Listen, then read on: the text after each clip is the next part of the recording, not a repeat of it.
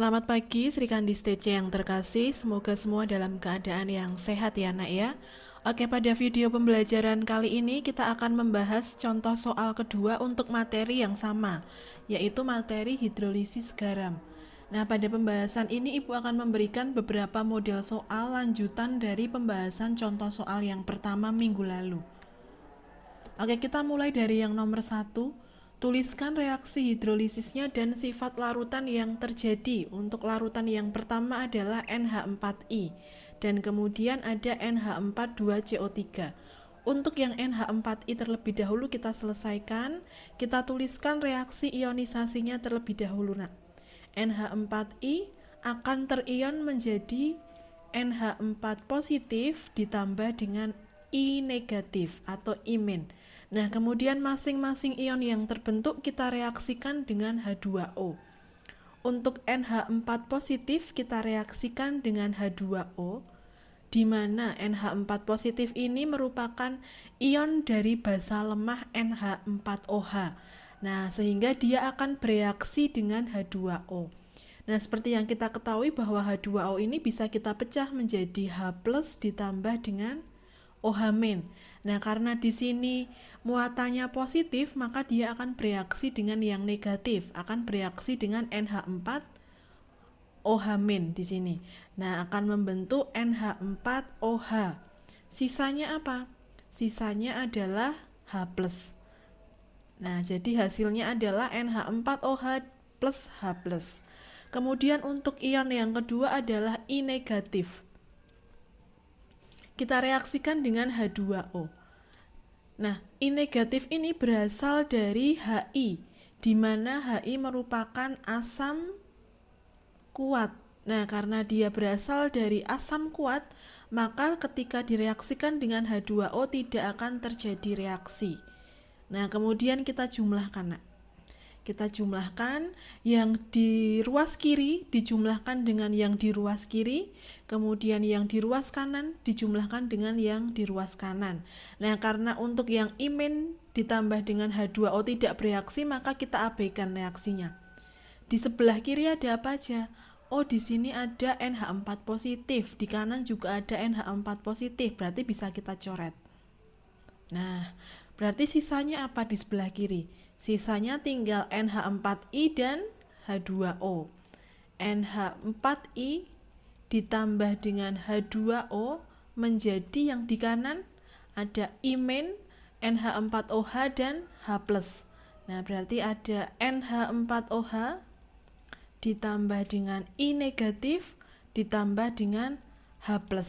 Nah, sekarang kita tentukan sifat larutannya.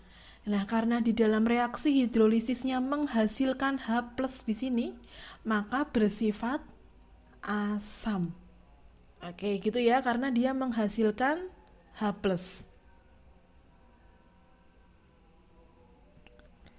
Nah, selain dilihat dari hasil hidrolisisnya, teman-teman juga bisa menentukan sifat larutan dilihat dari senyawanya, nak. Nah, di sini ada NH4. NH4 itu adalah basa lemah. Kemudian I adalah asam kuat. Nah, basa lemah dan asam kuat, yang menang yang kuat, berarti dia bersifat asam karena yang kuat adalah yang asam.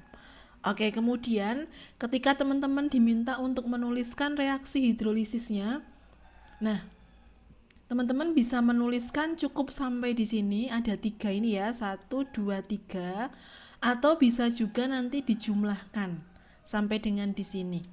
Nah, boleh nanti ketika ada soal uraian dan kemudian diminta untuk menuliskan reaksi hidrolisisnya, boleh menjawab sampai dengan 3 reaksi ini, atau bisa juga teman-teman boleh menjawab sampai dengan dijumlahkan. Oke, kemudian untuk yang senyawa kedua atau yang larutan kedua. Untuk larutan kedua adalah NH42CO3. Nah, intinya kita ionkan terlebih dahulu, nak. NH42CO3. Nah, kita ionkan menjadi 2NH4 positif ditambah dengan CO3 2 negatif. Nah, kemudian masing-masing ionnya kita reaksikan dengan H2O. 2NH4 positif ditambah dengan H2O, dia akan menjadi NH4OH plus H+. Nah, seperti ini. Kemudian untuk yang CO32-. CO32-. Nah, teman-teman ingat CO32- itu termasuk apa? Asam kuat atau asam lemah? Oh, dia termasuk asam lemah karena tidak termasuk ke dalam 6 jenis asam kuat. Ada 6 ya. Nah, kemudian kita reaksikan nih dengan H2O. Hasilnya adalah, nah ini supaya tidak bingung, ini dipecah dulu aja nak. Jadi OH- plus H+. Nah, berarti hasilnya apa? Hasilnya adalah H2CO3 ditambah dengan OH-. Nah, seperti itu ya. Jadi hasilnya H2CO3 plus OH-. Kemudian kita jumlahkan. Oke, di sebelah kiri apakah ada yang bisa dicoret? Oh, ada. Yang ini dan yang ini. Oke, kemudian ada lagi yang bisa dicoret?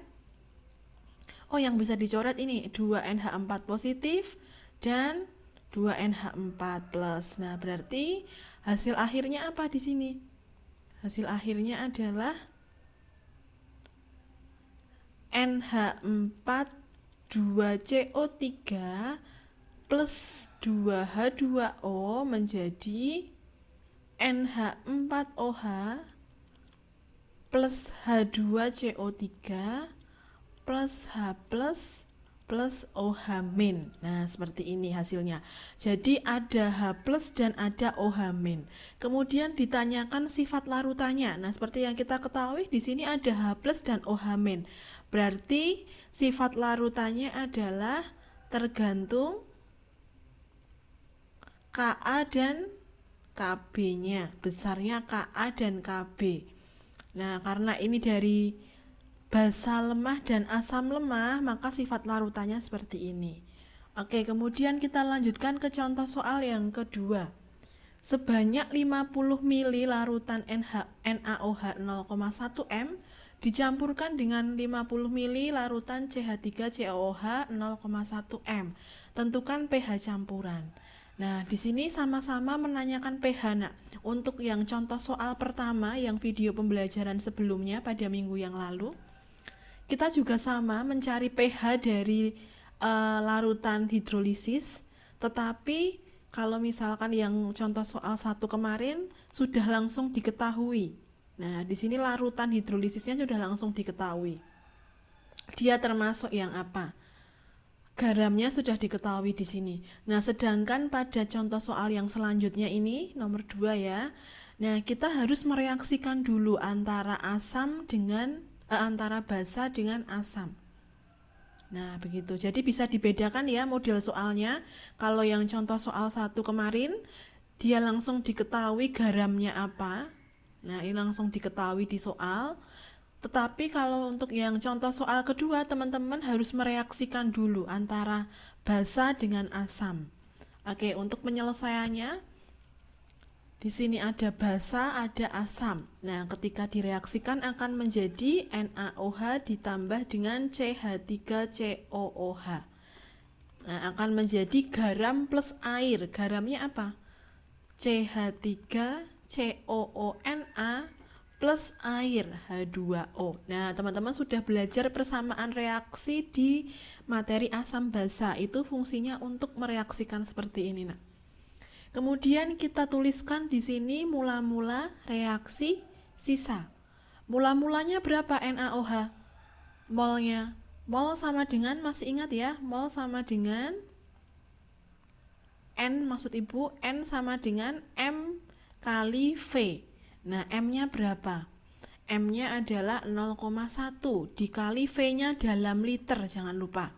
V-nya kalau 50 ml jadikan liter menjadi 0,05.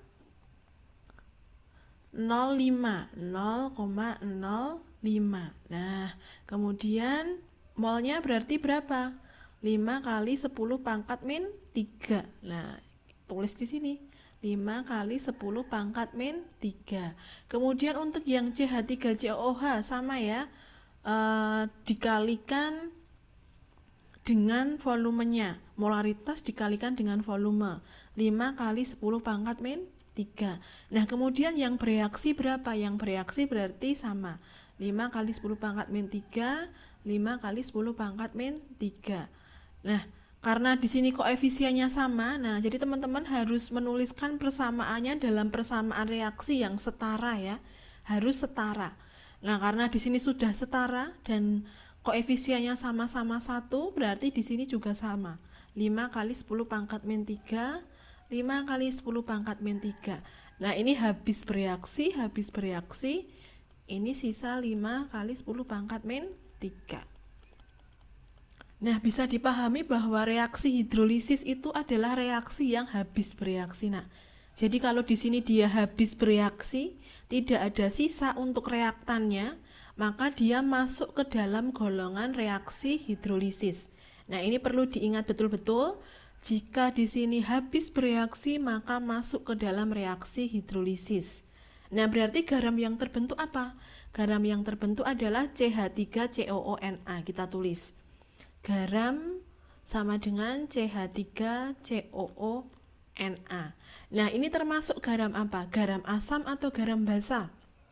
Garamnya adalah garam basa. Nah, di sini ada basa kuat dan asam lemah. Berarti yang menang yang kuat, yaitu yang basa.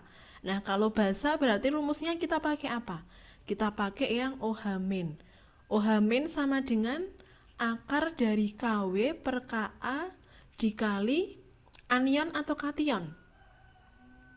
Ayo, yang dikalikan adalah anionnya.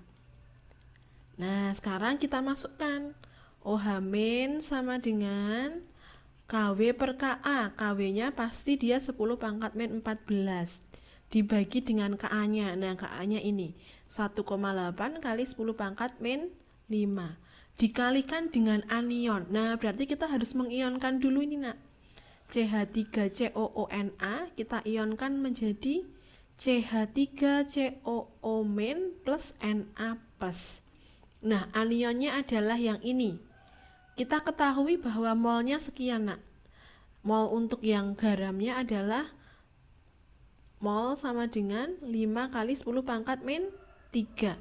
Nah, kalau molnya sama dengan 5 kali 10 pangkat min 3, maka molaritasnya bisa kita cari, yaitu N per V campuran. Nah, diingat ya, V yang digunakan adalah V campuran. Molnya 5 kali 10 pangkat min 3 dibagi dengan V campuran. 50 ditambah dengan 50. 50 ditambah dengan 50 dijumlahkan. Hasilnya adalah 100 mili. Nah, 100 mili kalau Ibu jadikan liter jadi 5 kali 10 pangkat min 3 per 0,1 ya. Nah, jadi hasilnya adalah 5 kali 10 pangkat min 2. Oke, berarti untuk konsentrasinya adalah 5 kali 10 pangkat min 2. Nah, ini sudah M. M ya, Nak ya.